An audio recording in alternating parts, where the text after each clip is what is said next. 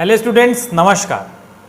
स्वागत है आप सबका पाथ टू सक्सेस चैनल में। इसमें हम लोग क्या करते हैं आप सभी लोग जानते हैं, ऐसी न्यूज़ जो कि किसी भी कॉम्पिटिटिव एग्ज़ाम्स के लिए इम्पॉर्टेंट है, ख़ास तौर से मध्य प्रदेश के जो स्टूडेंट्स हैं हमारे कॉम्पिटिटिव एग्ज़ाम्स की तैयारी करते हैं, ये वीडियो उनके लिए है। यानी मध्य प्रदेश के कॉम्पिटिटिव एग्ज़ाम्स में जो करंट अफेयर्स से क्वेश्चंस आते हैं, ये डेली न्यूज़पेपर में से हम लोग कवर करते हैं। ठीक है, तो देखते हैं कि आज सबसे पहली न्यूज़ क्या थी। तो आज जो सबसे पहली न्यूज़ और इम्पॉर्टेंट न्यूज़ मुझे मिली है वो है किसान रेल का फ़ायदा नहीं मिल पाया अन्नदाताओं को। तो कल मैंने आप लोगों को बताया था कि किसान रेल चलने वाली है और जब वो रेल चली तो उसका फ़ायदा किसानों को नहीं मिल पाया। तो आज हम लोग देखेंगे कि उसका फ़ायदा क्यों नहीं मिल पाया और ये किसान रेल दरअसल में क्या है, ये मैं आज भी आपको इसकी पूरी कहानी बता दूंगा। तो सबसे पहली बात कि ये इंडिया की पहली किसान ट्रेन है या किसान रेल है। इंडियाज फर्स्ट किसान rail will run between Maharashtra and Bihar. कौन कौन सी सिटीज़ में ये रन करेगी, कहाँ कहाँ इसका हॉल्ट होगा, ये भी हम लोग देखेंगे। Union minister Narendra Singh Tomar who also hold rural development and panchayati raj portfolio on Friday flagged off the country's first kisan rail train from Deolali in Nasik to Danapur in Bihar through video conferencing। तो याद रखिएगा, जो किसान rail India की पहली rail है, किसान rail नाम से चल रही है। यहाँ पे थोड़ी सी जानकारी मैं वैसे ही आप लोगों को देता हूँ कि पेरिशेबल गुड्स यानी कि जो फार्मर्स प्रोड्यूस करते हैं, ऐसे सामान, ऐसी सामग्री जो उनकी जो उपज होती है, उनको एक जगह से दूसरी जगह तक पहुंचाने में टाइम लग जाता है और वो मटेरियल ख़राब हो जाता है। उन्हीं चीज़ों से बचने के लिए हमने कहाँ से, महाराष्ट्र से लेकर बिहार तक एक ट्रेन चलाई है। ठीक है, जो देवलाली नासिक से शुरू होगी और दानापुर बिहार तक चलेगी। ठीक है, याद होगा जो नासिक है ये प्याज के लिए फेमस है, याद रखना। नरेंद्र सिंह तोमर जो यूनियन मिनिस्टर रहे हैं, जिनके पास रूरल डेवलपमेंट और पंचायती राज का पोर्टफोलियो है, इन्होंने शुभारंभ किया है किसान रेल का। किसके द्वारा? वीडियो कॉन्फ्रेंसिंग के द्वारा। ये भी याद रख लेना कि वीडियो कॉन्फ्रेंसिंग से ये वहाँ पर गए नहीं, यानी देवलाली ये गए नहीं, नासिक ये गए नहीं, वीडियो कॉन्फ्रेंसिंग के थ्रू एक बटन दबा करके इन्होंने हरी झंडी दिखाई। This will be the first such train carrying vegetables and fruits that would run between Maharashtra and Bihar। तो मैंने आप लोगों को बता दिया, ऐसी सामग्री जो कि किसान की उपज होती है, जो किसान उपज करता है यानी प्रोड्यूस करता है, उस सामग्री को महाराष्ट्र से लेकर बिहार तक अगर आपको कहीं पहुंचाना है तो ये ट्रेन चलेगी। The train will take stop. अब ये बहुत इंपॉर्टेंट है, ये नोट कर लीजिएगा, कहाँ कहाँ रुकेगी ये ट्रेन। सबसे पहला है नासिक रोड, क्योंकि ये वहीं से चलेगी, देवलाली से नासिक रोड में रुकेगी, फिर मनमड में रुकेगी, फिर जलगांव में रुकेगी, फिर भुसावल में रुकेगी, फिर बुरहानपुर में रुकेगी, फिर खंडवा में रुकेगी, इटारसी में रुकेगी, जबलपुर में रुकेगी, सतना में रुकेगी, कटनी में रुकेगी, मानिकपुर में रुकेगी, फिर प्रयागराज में रुकेगी, फिर चौकी में रुकेगी, फिर पंडित दीन दयाल उपाध्याय नगर में रुकेगी और फिर बक्सर जाएगी। ठीक है, तो ये सारी चीज़ें आप लोग याद रखेंगे। मध्य प्रदेश की सिटीज़ आपको खास तौर से याद रखनी है। तो कौन कौन सी मध्य प्रदेश की सिटीज़ हैं? बुरहानपुर है, खंडवा है, इटारसी है, जबलपुर है, सतना है, कटनी है, मानिकपुर है। ये सारी जो सिटीज़ हैं ये मध्य प्रदेश की हैं। और आप याद रखिएगा कि जो किसान रेल है, जो इंडिया की पहली किसान रेल है, जिसे नरेंद्र सिंह तोमर, इनकी लोकसभा कॉन्स्टिट्यूएंसी मुरैना है और इनको पोर्टफोलियो है इनके पास कौन सा, रूरल डेवलपमेंट और पंचायती राज का भी। इन्होंने फ्लैग ऑफ किया था, हरी झंडी दिखाई थी। कैसे दिखाई थी? वीडियो कॉन्फ्रेंसिंग के थ्रू दिखाई थी। ठीक है, वहाँ पे ये प्रेजेंट नहीं थे, एक बटन के द्वारा इन्होंने इनॉग्रेट कर दिया उस ट्रेन को। ट्रेन कहाँ से चली? महाराष्ट्र से चली, देवलाली से, नासिक में है ये जगह, और कहाँ तक चली? दानापुर बिहार तक चली।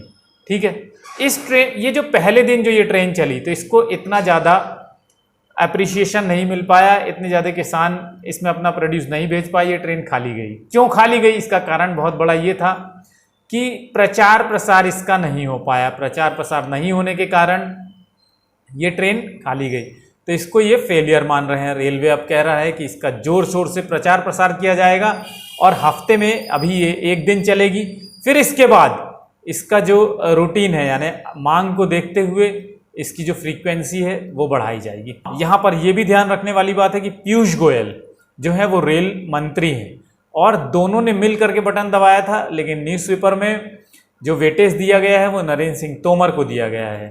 तो ये आप लोग समझ लेंगे अपनी तरह से, यानी दो लोग थे, दोनों मंत्री। पीयूष जो गोयल हैं वो तो होंगे ही क्योंकि वो रेल मंत्री हैं। नेक्स्ट न्यूज़ है, आज मनेगा विश्व आदिवासी दिवस यानी वर्ल्ड ट्राइबल डे।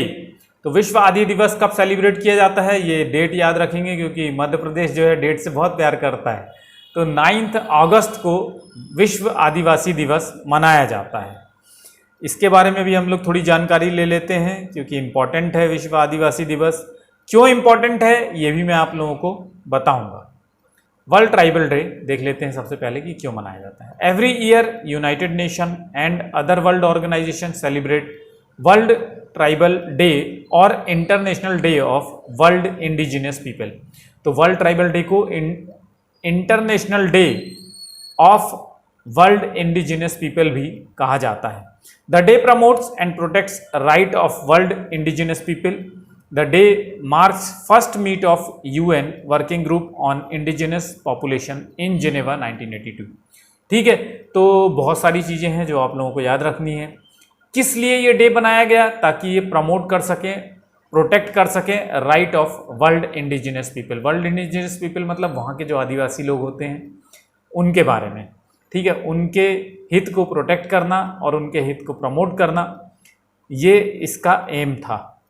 सबसे पहली मीटिंग जो है UN वर्किंग ग्रुप की इंडिजिनियस पीपल्स के से रिलेटेड कहाँ पे हुई थी, जिनेवा में हुई थी और 1982 में हुआ था।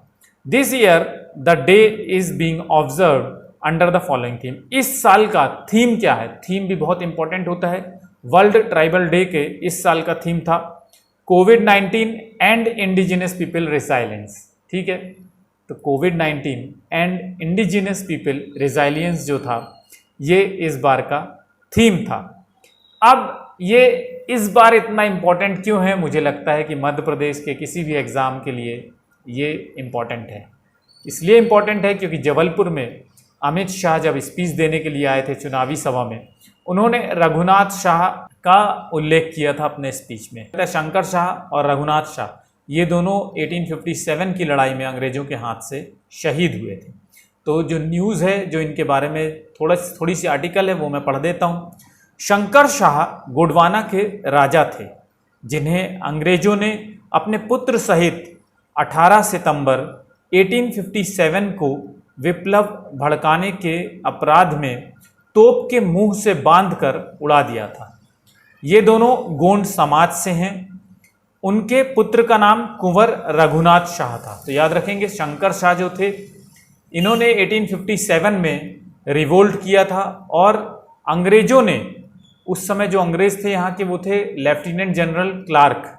उन्होंने गोंड के जो राजा थे शंकर शाह और उनके पुत्र रघुनाथ शाह को तोप से इन्हें बांध के उड़ा दिया था। ठीक है, जबलपुर में तैनात अंग्रेज़ों की 52nd रेजिमेंट का कमांडर लेफ्टिनेंट जनरल क्लार्क बड़ा अत्याचारी था। उसने छोटे छोटे राजाओं और आम जनता को बहुत परेशान कर रखा था। चारों ओर अनाचार और व्यभिचार का बोलबाला था। जनता में हाहाकार मचा हुआ था। राजा शंकर शाह ने जनता और जमींदारों को साथ लेकर क्लार्क के अत्याचारों को खत्म करने के लिए संघर्ष का ऐलान किया। उधर क्लार्क ने गुप्तचरों को साधु के वेश में शंकर शाह की तैयारी की खबर लेने गढ़पुरवा महल में भेजा। क्योंकि राजा शंकर शाह धर्म प्रेमी थे, इसलिए उन्होंने साधु वेश में आए गुप्तचरों का न केवल स्वागत सत्कार किया बल्कि उनसे निवेदन किया कि वे स्वतंत्रता संग्राम में योगदान करें। राजा ने युद्ध की योजना भी उन गुप्तचरों के सामने रख दी और क्योंकि ये अंग्रेज़ों के गुप्तचर थे, ये गुप्तचर ब्रिटिशर्स के पास जाते हैं और राजा की जो सारी कहानी है उनको बता देते हैं और इस तरह शंकर शाह और रघुनाथ शाह जी को पकड़ करके ये लोग तोप से उड़वा देते हैं। यानी ब्रिटिशर्स ने 18 सितंबर 1858 को इन्हें तोप से उड़वा दिया था। ठीक है, याद रखेंगे वर्ल्ड ट्राइबल डे 9 अगस्त को सेलिब्रेट किया जाता है। नेक्स्ट न्यूज़ देख लेते हैं, इंपॉर्टेंट कौन सी है। विश्व के चौथे सबसे अमीर शख्स बने मुकेश अंबानी।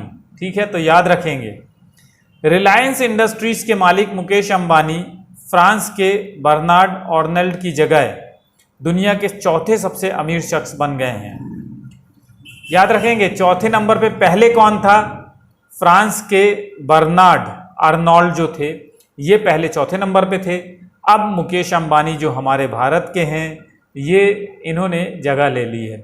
इसके पहले तीन जो हैं, जो सबसे फर्स्ट नंबर पे हैं वो मार्क जुकरबर्ग, सेकंड नंबर पे हैं बिल गेट्स और थर्ड नंबर पे हैं जेफ बेजोस।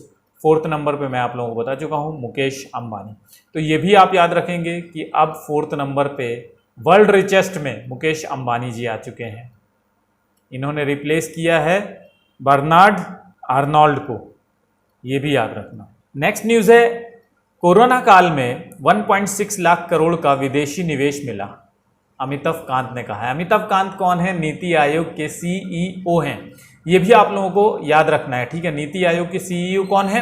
अमिताभ कांत। और कोरोना के टाइम पर भी हमारा जो एफडीआई है वो 1.6 लाख करोड़ रहा है, यानी विदेशी निवेश जो है 1.6 लाख करोड़ रहा है कोरोना के टाइम पर भी। तो ये देख लेते हैं, इस न्यूज़ को अच्छी तरह से समझ लेते हैं कि क्या है इसके बारे में। India attracts $22 billion FDI during covid.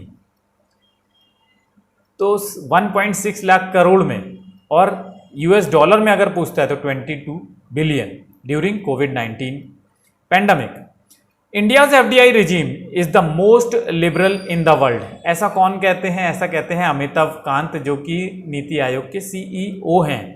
And even during the covid pandemic the country has attracted over $22 billion worth of direct investment, NITI Aayog CEO Amitabh Kant said on Saturday. Kant further said that almost 90% plus of $22 billion foreign direct investment in India during the pandemic came through the automatic route. तो आप लोगों को ये भी याद रखना होगा कि फॉरेन इन्वेस्टमेंट कितने तरह के रूट से कंट्री में आता है। तो दो रूट से आता है। सबसे पहला है ऑटोमेटिक रूट और सेकंड है गवर्नमेंट रूट। ऑटोमेटिक रूट कौन से रूट होते हैं? ऑटोमेटिक रूट ऐसे रूट होते हैं जिसमें फॉरेन इन्वेस्टमेंट से होते हैं, उनको प्रायर अप्रूवल लेने का ज़रूरत नहीं होता है। ये जो किन एक्टिविटीज़ और सेक्टर्स के लिए? ऐसी एक्टिविटीज़ और सेक्टर्स के लिए जो कि regulation 16 of foreign exchange management act 1990 दिया हुआ है। तो foreign exchange management act control करता है फॉरेन इन्वेस्टमेंट को। ये आप लोग याद रखेंगे। कब आया था ये? 1999 में आया था। इसके पहले क्या था? फॉरेन एक्सचेंज रेगुलेटिंग एक्ट था, उसका नाम बदल करके FEMA कर दिया गया। ठीक है। गवर्नमेंट रूट क्या होता है? Foreign investment in activities not covered under the automatic route requires prior approval of the government. तो जो भी एक्टिविटीज और सेक्टर्स कवर नहीं किए जाते हैं ऑटोमेटिक रूट के जरिए, उनको हमें जब गवर्नमेंट से हम ऐसे अचानक से अगर कोई फॉरेन इन्वेस्टमेंट मांगता है और आता है तो उसके लिए हमें गवर्नमेंट का अप्रूवल चाहिए होता है। इसमें टाइम लगता है। पहले से जो अप्रूवल ले लेते हैं उसको क्या कहते हैं? Automatic route. तो जो अभी जो FDI आया है, अमिताभ कांत कहते हैं कि ये खुशखबरी वाली बात है कि हमारे FDI 90% ऑफ FDI $22 बिलियन का या 1.6 लाख करोड़ का जो 90% है ये आया है ऑटोमेटिक रूट के थ्रू। ठीक है। तो ये कहते हैं हमारी इंडिया की जो FDI पॉलिसी है वो दुनिया में मोस्ट लिबरल है। ठीक। अब देखते हैं कि नेक्स्ट इंपॉर्टेंट न्यूज़ कौन सी है जो हमें जानना चाहिए। तो नेक्स्ट इंपॉर्टेंट न्यूज़ है, कैग बनाए गए हैं GC मुर्मू। कैग कौन होते हैं? कैग होते हैं controller and auditor general. The Comptroller and Auditor General of India is an authority established by Article 148. तो याद रखेंगे कंट्रोलर यानी CAG, auditor, controller and auditor general क्या होता है? ये एक तरह से अगर आप सिंपल वर्ड्स में समझे तो ये एक तरह का अकाउंटेंट होता है हमारे सरकार का, उसको हम क्या कहते हैं? कैग।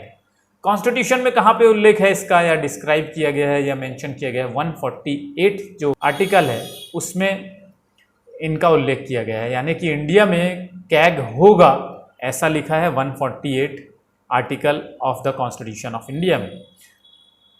और 148 से लेकर 151 तक जितने भी आर्टिकल हैं वो कैग के बारे में हैं।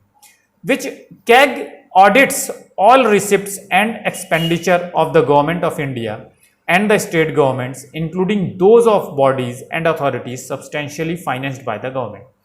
यानी गवर्नमेंट, सेंट्रल गवर्नमेंट के तो चीज़ों को ऑडिट करता ही है, स्टेट गवर्नमेंट को भी ऑडिट करता है, और ऐसी कंपनीज जो कि गवर्नमेंट द्वारा फाइनेंस्ड होती हैं उनका भी ऑडिट कौन करता है? कैग करता है। याद रखिएगा 148 से लेकर के 151 तक का जो आर्टिकल है वो कॉन्स्टिट्यूशन ऑफ इंडिया में वो कैग से रिलेटेड है। नेक्स्ट जो न्यूज़ है ये देख लेते हैं कौन सी है। नेक्स्ट न्यूज़ है नंदी फाउंडेशन टॉप 10 विजनरी में शामिल हुआ। ठीक है, इनको अवार्ड भी मिला है और इन्हें टॉप 10 विजनरी में भी शामिल किया गया है। Nandi Foundation has been selected as one of the top 10 finalist for the Food System Vision Prize by the Rockefeller Foundation. ठीक है, तो द रॉकेटफेलर फाउंडेशन ने इन्हें चुना है, इन्हें प्राइज दिया है फूड सिस्टम विजन में। तो याद रखेंगे नंदी फाउंडेशन जो है वो महिलाओं के उत्थान के लिए यानी विमेन एम्पावरमेंट के लिए भी काम करता है और फूड सिस्टम के लिए को भी दुरुस्त करने के लिए काम करता है, इसीलिए इन्हें फूड सिस्टम विजन प्राइज दिया गया है रॉकेटफेलर फाउंडेशन के द्वारा। अब देखते हैं कि नेक्स्ट न्यूज़ जो है वो कौन सी है। आज याद किए जाएंगे अगस्त क्रांति के योद्धा। तो आप लोगों को याद रखना होगा कि अगस्त क्रांति का मतलब क्या है। अगस्त क्रांति जो है वो क्विट इंडिया मूवमेंट से रिलेटेड है। इसको हम अगस्त क्रांति कहते हैं क्योंकि ये 8 अगस्त 1942 को महात्मा गांधी ने लॉन्च किया था। इसके बारे में भी थोड़ी जानकारी आपको होनी चाहिए। क्विट इंडिया मूवमेंट पे अक्सर मध्य प्रदेश क्वेश्चन पूछता रहता है और हम लोग इसको अगस्त क्रांति के रूप में सेलिब्रेट कर रहे हैं। 8 अगस्त को ये सेलिब्रेट किया जाता है। The quit India movement also known as August movement या इसे हिंदी में अगस्त क्रांति कहते हैं, was a movement launched at the Bombay session. ठीक है, तो सबसे पहले कांग्रेस का सेशन हुआ था, इंडियन नेशनल कांग्रेस का, बॉम्बे में, वहां पर इसे लॉन्च किया गया था। याद रखेंगे अगस्त मूवमेंट या क्विट इंडिया मूवमेंट कहां पे लॉन्च किया गया था? बॉम्बे सेशन में लॉन्च किया गया था। All India Congress committee by Mahatma Gandhi on 8 August 1942 during world war II demanding an end to British rule of India. यहीं पे डू और डाई का नारा भी दिया था महात्मा गांधी जी ने। याद रखेंगे Bombay at the Gwalior tank मैदान। ग्वालियर टैंक मैदान बॉम्बे सेशन से रिलेटेड है और क्विट इंडिया मूवमेंट से रिलेटेड है। यहीं से डू और डाई का नारा दिया था महात्मा गांधी जी ने 8 अगस्त 1942 को, और इसी को हम अगस्त मूवमेंट कहते हैं। ब्रिटिश ने इसे सप्रेस कर दिया था। कैसे सप्रेस कर दिया था? जो पहले से ही इनको जानकारी थी कि ऐसा कुछ हो सकता है और तुरंत सारे लीडर्स को इन्होंने अरेस्ट कर लिया था। ठीक है, तो क्या क्या बातें याद रखनी है? सबसे पहली बात कि बॉम्बे सेशन में क्विट इंडिया मूवमेंट लॉन्च किया गया था, महात्मा गांधी ने लॉन्च किया था। कहाँ से लॉन्च किया था ये भी बहुत इंपॉर्टेंट है, कई बार पूछ चुका है बहुत सारे एग्जाम्स में, इस बार भी पूछ सकता है। Bombay at the Gwalior tank मैदान, ग्वालियर टैंक मैदान से महात्मा गांधी ने 8 अगस्त 1942 को ये प्रोग्राम लॉन्च किया था। इसको हम क्या कहते हैं? अगस्त मूवमेंट कहते हैं। अब ब्रिटिशर्स को पहले से ही जानकारी थी तो ब्रिटिशर्स ने सप्रेस कर दिया था। सारे जो लीडर्स थे तुरंत अरेस्ट कर लिए गए थे और कई सारे लीडर्स ने करीब 1942 से लेकर 1947 तक ये अरेस्ट रहे, यानी आज़ादी मिलने तक कई लोगों ने अपना जीवन जो है वो प्रिजन में गुजारा इसके बाद। ठीक है, तो ये आज की कुछ इंपॉर्टेंट न्यूज़ थी जो कि मुझे मिली मध्य प्रदेश के कॉम्पिटिटिव एग्जाम्स के पर्सपेक्टिव से। ये सारी न्यूज़ जो है मैं समझता हूँ इंपॉर्टेंट रही हैं। तो आप लोग क्या करना है? अब आप लोगों को मेरे चैनल को सब्सक्राइब करना है, लाइक करना है और शेयर करना है। और हाँ, मैं ये सोच रहा हूँ कि लाइव इसको चलाया जाए इस वीडियो को। तो आप लोगों में से कितने लोग हैं जो मेरे से सहमत हैं और लाइव क्लास अटेंड करना चाहते हैं? तो वो मुझे कमेंट बॉक्स में या तो मेरे व्हाट्सएप नंबर 7838517884 पर मुझे संपर्क कर सकते हैं और मुझे बता सकते हैं कि वो लोग लाइव क्लासेस अटेंड करना चाहते हैं। अगर आप इसको लाइव क्लास अटेंड करेंगे तो और भी अच्छा रहेगा और भी ज़्यादा अच्छी तरह से हम लोग एक दूसरे को एक्सप्लेन कर पाएंगे, एक दूसरे के साथ डिस्कस कर पाएंगे। Thank you very much for watching this videos and all the best.